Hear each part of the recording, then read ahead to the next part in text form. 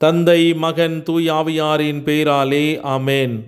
ஆன்ம வழிகாட்டி பிப்ரவரி மாதம் 8ஆம் தேதி ஞாயிற்றுக்கிழமை. பரிசுத்த ஆவியானவரை நோக்கிய நமது இறைவேண்டல். தூய் ஆவியாரே, தேவரீர் எழுந்தருளி வாரும். பரலோகத்திலே நின்று உம்முடைய திவ்ய பிரகாசத்தின் கதிர்களை வரவிடும். தரித்திரர்களுடைய பிதாவே, கொடைகளை கொடுக்கிறவரே, இருதயங்களின் பிரகாசமே எழுந்தருளி வாரும்.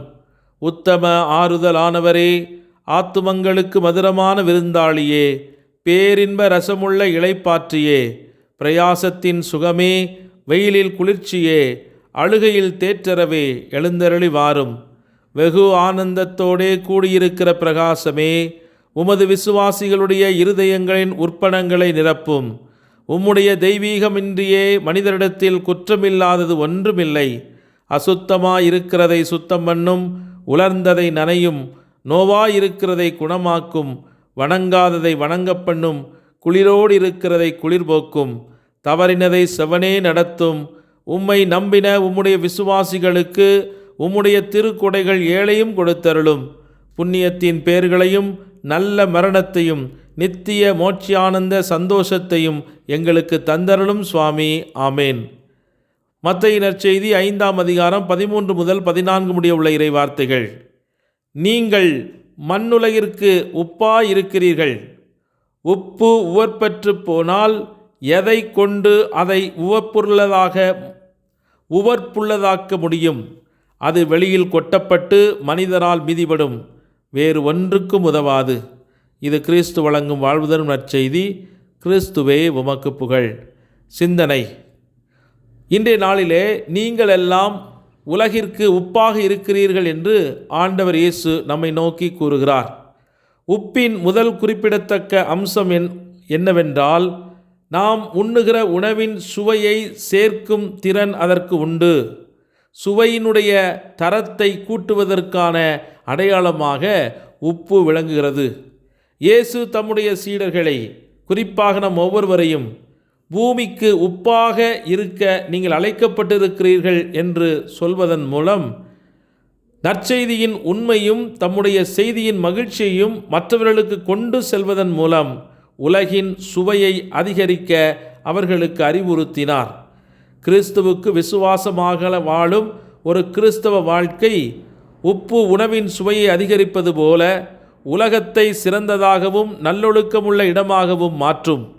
உப்பு பொதுவாக பாதுகாப்பிற்காக பயன்படுத்தப்படுகிறது. குளிர்சாதன பெட்டிகள் மற்றும் பிற நுண்ணுயிர்களை தடுப்பதன் மூலம் உணவில் உப்பு கலக்கப்பட்டது. இது ஊழலை தடுக்கும். இந்த நடைமுறை இன்றும் பயன்படுத்தப்பட்டாலும் பண்டைய காலங்களில் இது மிகவும் முக்கியமானது. பூமியின் உப்பாக இருப்பதன் மூலம் இயேசு தம்முடைய சீடர்களை உலகை ஒழுக்கச் சிதைவிலிருந்து பாதுகாக்க அழைப்பு விடுத்தார். அவர்கள் சாட்சியம் அளித்து நற்செய்தியை பிரகடனப்படுத்துவதன் மூலம் அவர்கள் பாவம் மற்றும் ஆன்மீக அழிவுக்கு எதிராக ஒரு பாதுகாப்பாக செயல்பட வேண்டும் என்று விரும்பினார்.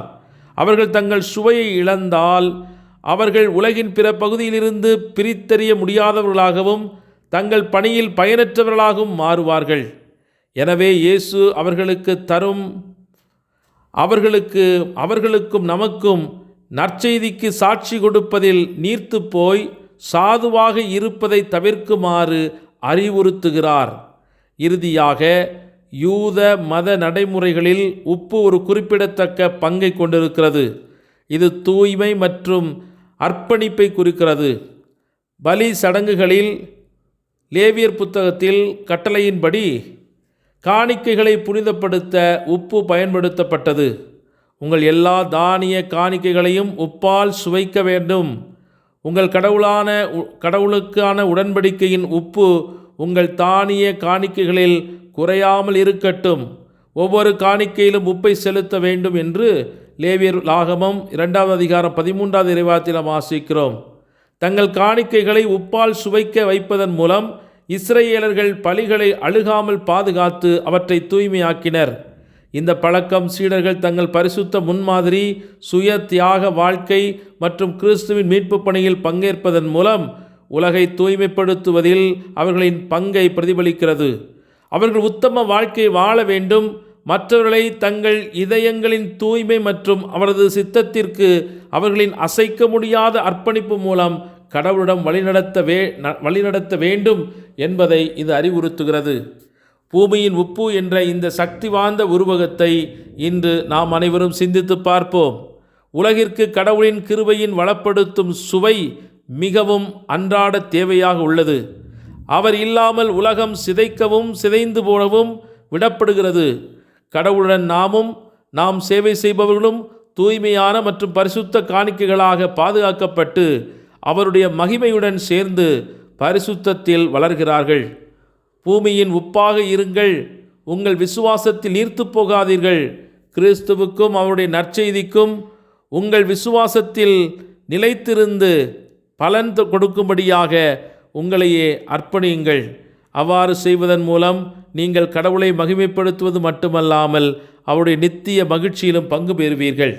ஆகவே உலகிற்கு உப்பாக அழைக்கப்பட்ட நம் ஒவ்வொருவரும் உவர்ப்பின் தன்மை கொண்டு இந்த உலகத்தை மாற்ற, அவருடைய ஆன்மாக்களை பாதுகாக்க, வழிநடத்த இந்த நாளிலே இணைந்து மன்றாடுவோம். ஜெபிப்போமாக. எங்கள் ஆற்றலும் வலிமையும் கோட்டையும் மீட்புமாய் இருக்கும் எங்கள் அன்பின் பரலோக தந்தையே, உம்மை நன்றியோடு போற்றி துதித்து ஆராதித்து மகிழ்கிறோம். உம்மை துதிப்பதில், போற்றுவதில், ஆராதிப்பதில் மகிழும் மனிதரில் நீரும் மகிழ்கின்றீர். உம்மில் மகிழும் மனிதருக்கு விண்ணக ஆசீர்வாதங்களை நிறைவாக பொழிந்து கொண்டிருக்கிறீர். உமக்கே நன்றிகள் பல. உலகத்தின் செல்வங்கள், மாய கவர்ச்சிகள், சொத்துக்கள், பெயர், பதவி இவற்றின் மீது தங்களுடைய ஆதாரங்களை வைத்து தங்களது வாழ்வை நிர்ணயித்து விடலாம் என்று ஏமாந்து போகும் மனிதர்களைப் போல் அல்லாமல், உமது இரக்கத்தின் மீதும் உமது பேரன்பிலும் உமது அருளிலும் நம்பிக்கை வைத்து அதனால் வழிநடத்தப்பட ஒப்பு கொடுக்கிறோம். எங்கள் வாழ்வை கட்டமைக்க எங்கள் இதயங்களை வலுப்படுத்தும்.